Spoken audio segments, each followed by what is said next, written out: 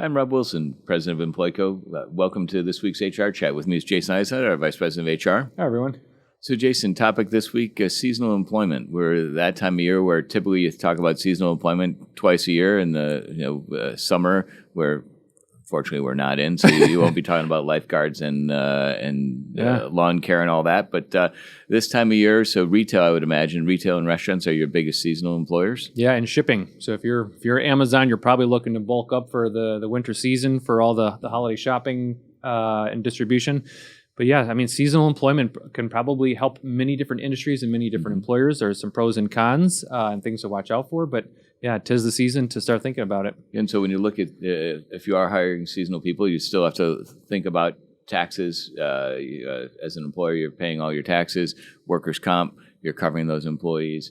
Depending on the number of hours they work and the length, you probably don't have to worry about health care. Right. Because they're not going to be working long enough. Right. Yeah. Most employers carve out seasonal employees from their benefits. In some plans, you just want to make sure you're looking at maybe your retirement plan has different eligibility than your health insurance.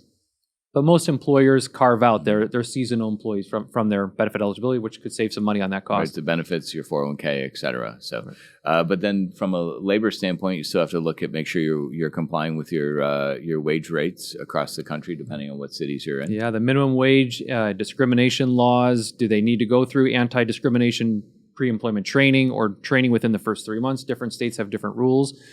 So just because they're seasonal, there are probably still a lot of federal and state laws to be aware of.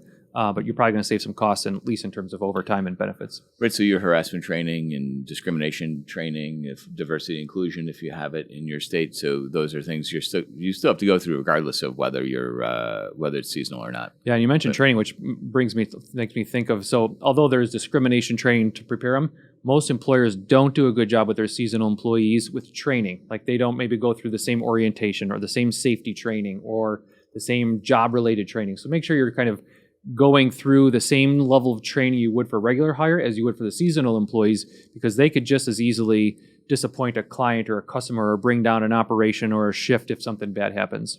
Right.